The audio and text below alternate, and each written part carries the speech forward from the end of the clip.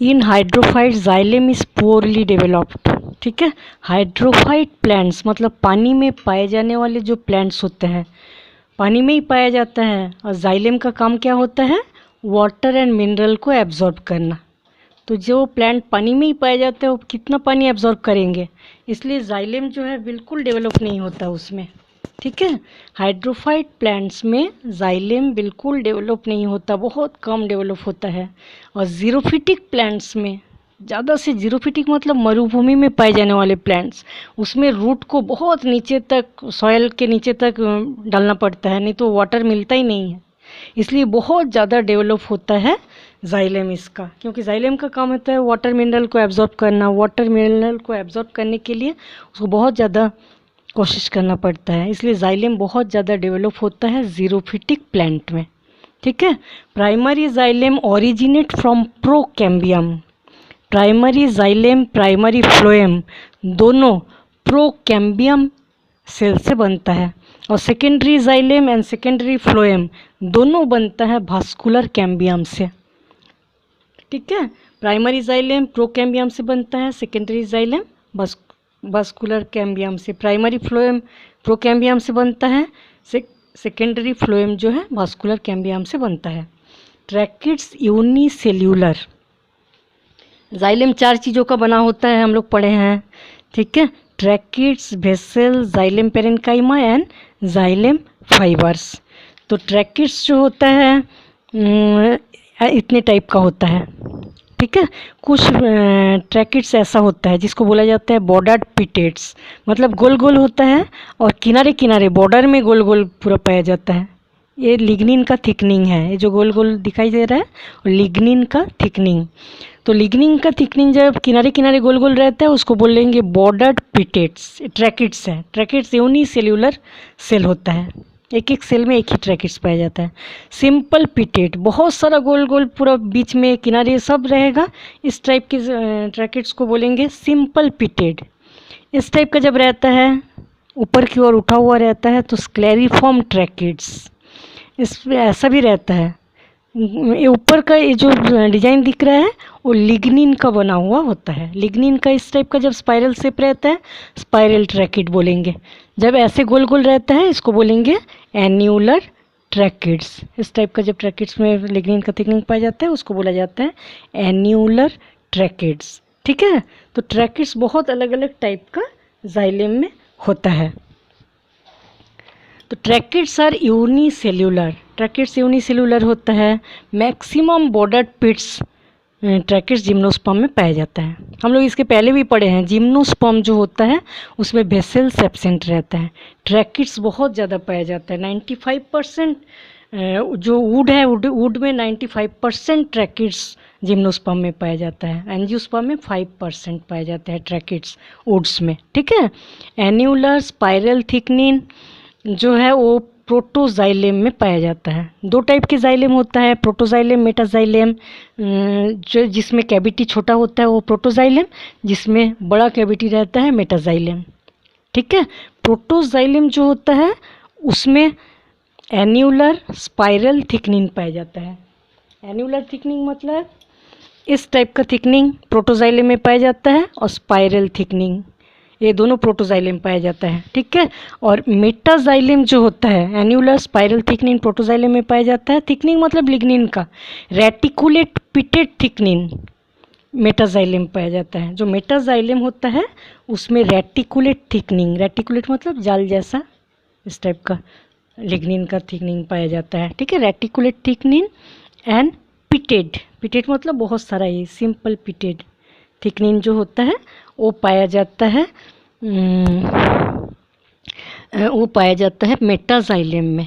ठीक है, प्रोटोजाइलेम में एन्यूलर एंड स्पाइरल थिकनिंग वाला ट्रैकिड्स पाया जाता है, मेटाजाइलेम में रेटिकुलेट एंड पिटेड टाइप का थिकनिंग पाया जाता है लिग्निन का। स्क्लेरिफॉर्म ट्रैकिड्स पाया जाता है टेरिडोफाइटा एंड जिम्नोस्पर्म के साइकस में। ठीक है, स्क्लेरिफॉर्म ट्रैकिड्स जो है, स्क्लेरिफॉर्म मतलब ये वाला, इस टाइप का जो ट्रैकिड्स होता है ये पाया जाता है टेरिडोफाइटा में इसी टाइप का ट्रैकिड्स पाया जाता है। जिम्नोस्पर्म में साइकस स्पेसीज जो होता है उसमें पाया जाता है स्क्लेरिफॉर्म ट्रैकिड्स मेटाजाइलम में, ठीक है। ड्रेसिना यूक्का डेजेनेरिया ड्राइमिस, ये ड्राइकॉट होता है, ठीक है। ड्रेसिना यूक्का डेजेनेरिया ड्राइमिस जो होता है डाइकॉट प्लांट्स का नाम है। इसमें वेसल्स एब्सेंट रहता है, ठीक है। सभी डाइकॉट्स के जो वुड रहता है उसमें हम लोग वेसल्स प्रेजेंट रहता है जानते हैं, लेकिन ड्रेसिना यूक्का डेजेनेरिया और ड्राइमिस जो होता है डाइकॉट होता है लेकिन वेसल्स एब्सेंट रहता है। जाइलम फाइबर्स एब्सेंट रहता है जिम्नोस्पर्म में। जिम्नोस्पर्म जो है उसमें वेसल्स भी नहीं पाया जाता और जाइलम फाइबर्स भी एब्सेंट रहता है, इसलिए जिम्नोस्पर्म को बोला जाता है soft wood Spermatophyta. Soft wood Spermatophyta बोला जाता है जिम्नोस्पर्म को, ठीक है। एंडोडर्मिस एब्सेंट रहता है लीव्स में। लीफ के इंटरनल स्ट्रक्चर जब देखेंगे हम तो उसमें एंडोडर्मिस एब्सेंट रहता है। ऊपर अपर एपिडर्मिस पाया जाता है, लोअर एपिडर्मिस पाया जाता है, बीच में वस्कुलर बंडल पाया जाता है और ऊपर पैलिसेड पेरेन्काइमा और बीच बीच में स्पॉन्जी पेरेन्काइमा। एंडोडर्मिस नहीं होता है, ठीक है। द टर्म फ्लोएम सबसे पहले दिए थे नागेली। नागेली एक साइंटिस्ट थे जो फ्लोएम टर्म को सबसे पहले दिए थे। Sieve tube elements and sieve tube living cell होता है। Sieve tube elements and sieve tubes जो है लिविंग सेल होता है, ठीक है। ये है सिप ट्यूब, लिविंग सेल होता है, ठीक है। पहले सिप ट्यूब जो होता है उसमें वो पूरी तरह से लिविंग रहता है, न्यूक्लियस भी पाया जाता है, बाद में वो न्यूक्लियस इसका गायब हो जाता है, ठीक है। चलो, sieve tube elements and sieve tube living cell होता है और पतले वॉल का बना होता है, थीन वॉल का बना होता है, ठीक है। मैच्योर सिप ट्यूब, जब सिप ट्यूब मैच्योर हो जाता है तो ई न्यूक्लिएटेड हो जाता है, उसमें न्यूक्लियस एब्सेंट हो जाता है, ठीक है। और sieve tube and companion cell, ये कॉम्पेनियन सेल है, सिप ट्यूब है। सिप ट्यूब कॉम्पेनियन सेल दोनों एक दूसरे के साथ में अटैच्ड रहता है, ठीक है।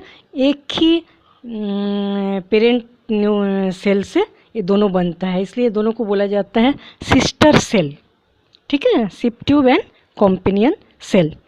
अब देखो सिप ट्यूब जो सिप प्लेट रहता है जो कि कैलोस से ढका रहता है ऑटम सीजन में, यह सिप ट्यूब एक सेल, ठीक है। ये कॉम्पेनियन सेल एक सेल। तो सिप ट्यूब के दोनों साइड में इस टाइप के पोर पाया जाता है, मतलब एक सिप प्लेट बोलेंगे इसको, छोटे छोटे पोर से बना हुआ पूरा स्ट्रक्चर रहता है, इसको बोला जाता है सिप प्लेट, ठीक है। तो ऑटम सीजन में हम लोग जानते हैं स्प्रिंग सीजन में बहुत अच्छे से कैम्बियम बनते हैं, इसके पहले देखे हैं। ऑटम सीजन में बहुत धीरे धीरे कैम्बियम बनता है। क्यों ऐसा होता है?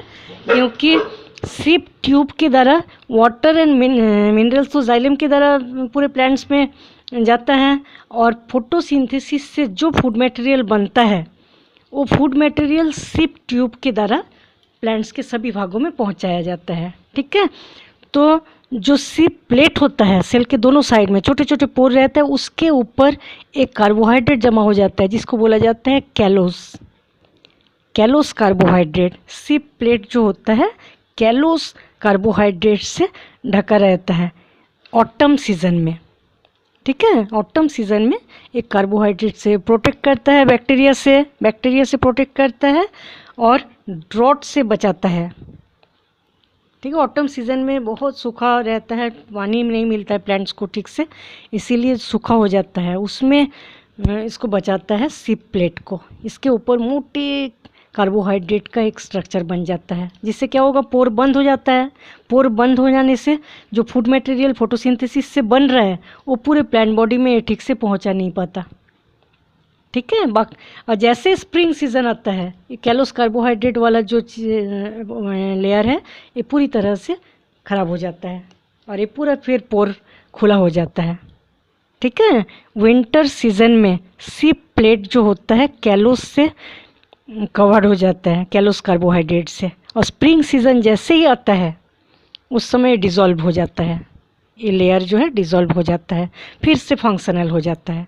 फूड मटेरियल अच्छे से पूरे प्लांट बॉडी में उस समय सप्लाई होता है, इसलिए स्प्रिंग सीजन में नए नए पत्ती होता है और कैम्बियम की एक्टिविटी भी बहुत अच्छे से होता है। ऑटम सीजन में कैलोस कार्बोहाइड्रेट के कारण क्या होता है, पूरे प्लांट में ठीक से फूड मटेरियल पहुँच ही नहीं पाता, इसलिए पत्ती इसका झड़ जाता है। ठीक है, इसी को बोला जाता है कैलस पैड, कैलोस पैड या कैलस पैड बोलते हैं। ठीक है, ये डेसिडुअस प्लांट्स में ही ऐसा देखा जाता है।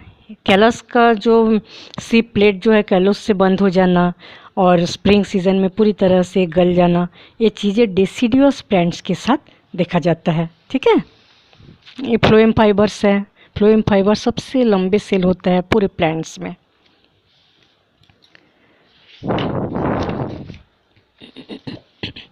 Callus dissolve during spring season, callus जो है वो डिज़ोल्व हो जाता है स्प्रिंग सीजन में। ठीक है, कैलोस जो है वो क्या होता है, B13 ग्लाइकेन होता है। ये कैलोस जो है पॉलीमर ऑफ B13 ग्लाइकेन, ये केमिकल से कैलोस बना हुआ होता है।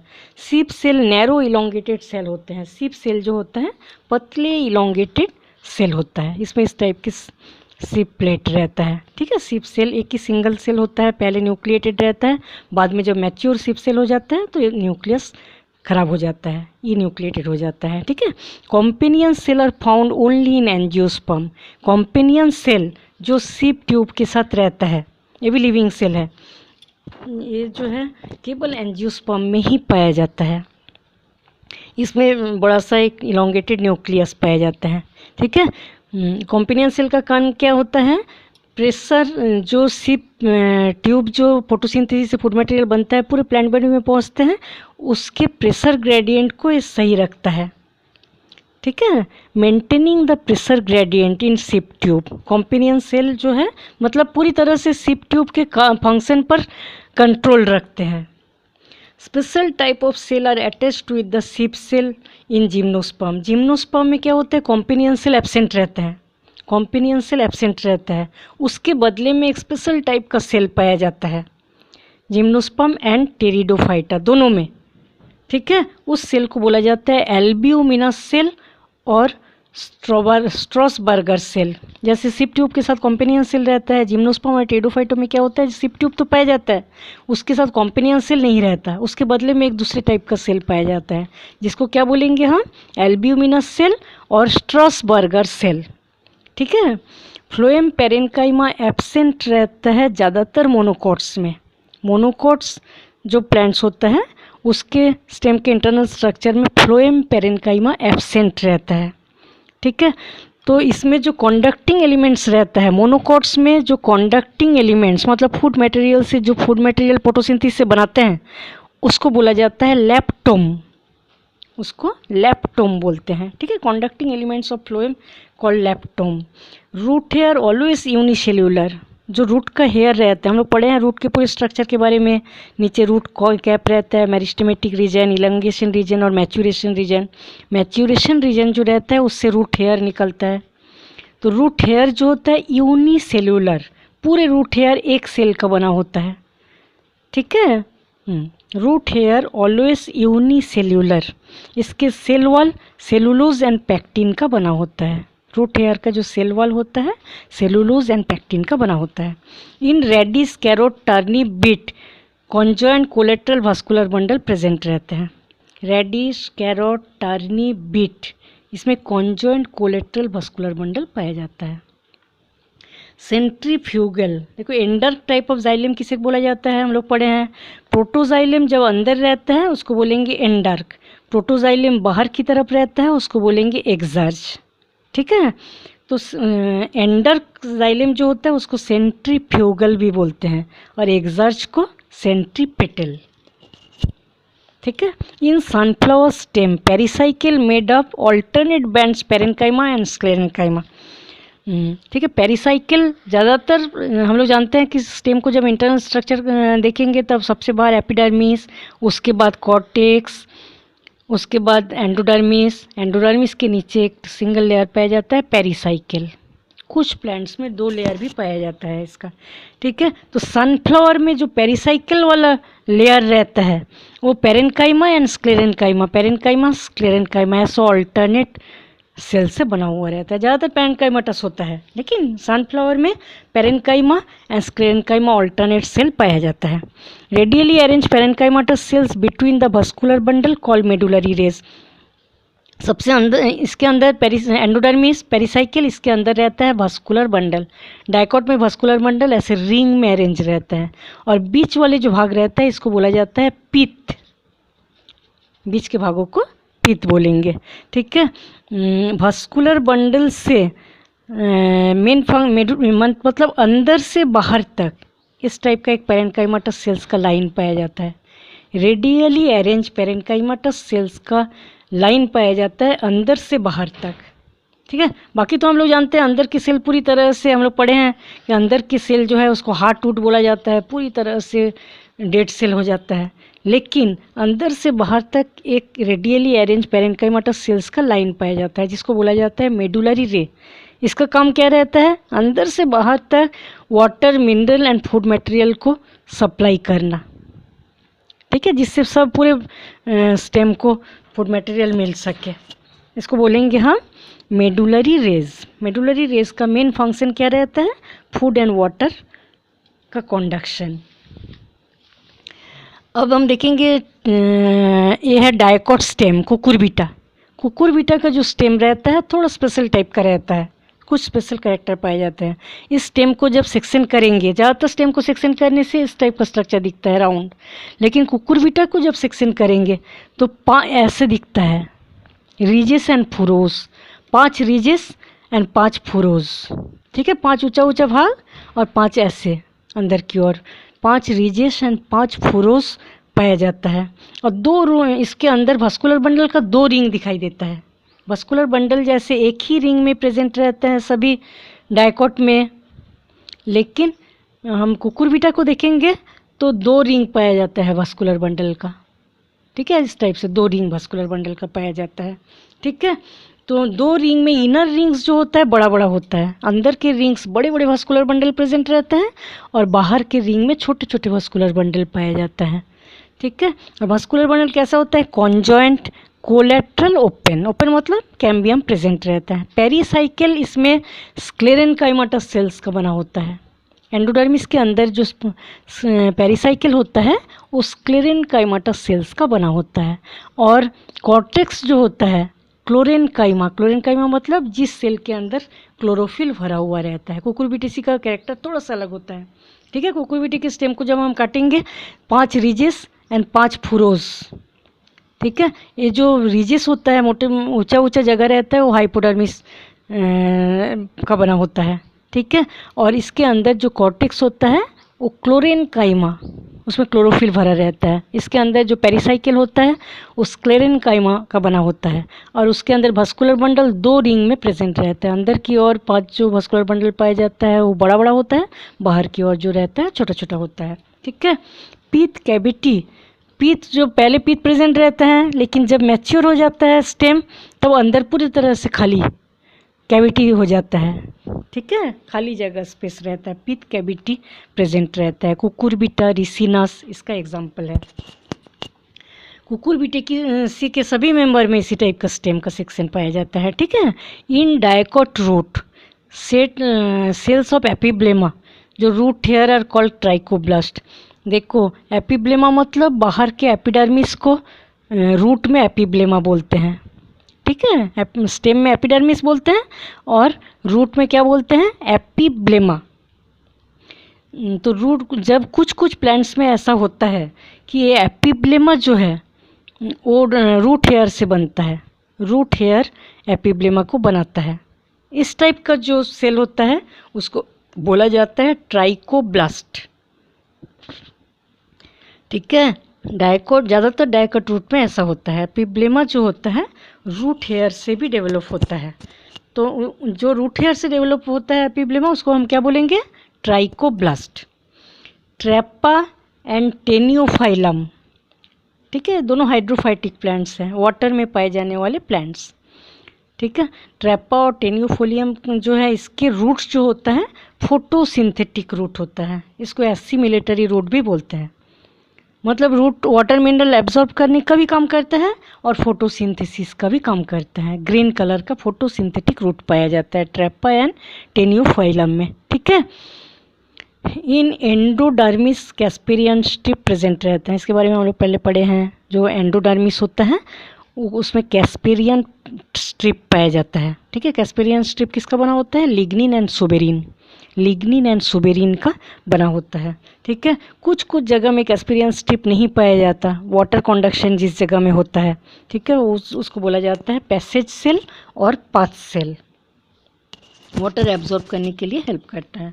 Lateral root originate from pericycle, pericycle से जो रूट बनता है उसको बोलेंगे लेटरल रूट, ठीक है। डाइकोट प्लांट्स में लेटरल रूट्स जो है पेरीसाइकिल वाले भाग से ही बनता है। एडवेंटिटियस रूट्स जो है स्टीलर रीजन से पाया जाता है, स्टीलर रीजन से बनता है। स्टीलर रीजन्स किसको बोलेंगे? Endodermis, endodermis, pericycle, vascular bundle, pith, ये चारों को एक साथ बोला जाता है स्टील, चारों को स्टील बोलते हैं एक साथ, ठीक है। तो स्टीलर रीजन से क्या बनता है? Adventitious root. In dicot root pith is less developed और एब्सेंट, डाइकोट रूट में अंदर वाला जो पीथ होता है बहुत कम डेवलप होता है या एब्सेंट ही रहता है कुछ प्लांट्स में, ठीक है। मोनोकोट रूट में पीथ जो होता है बहुत लार्ज होता है, पीथ बड़ा होता है। Eucalyptus and nerium leaves, eucalyptus and nerium दोनों डाइकोट प्लांट्स से हम लोग जानते हैं, लेकिन इसमें आइसोबाइलेट्रल टाइप लीफ पाया जाता है, ठीक है। आइसोबाइलेट्रल लीफ हम लोग जानते हैं कि मोनोकोट्स में पाया जाता है, लेकिन कुछ एक्सेप्शन यूकेलिप्टस नेरियम लीफ जो है उस आइसोबाइलेट्रल होता है।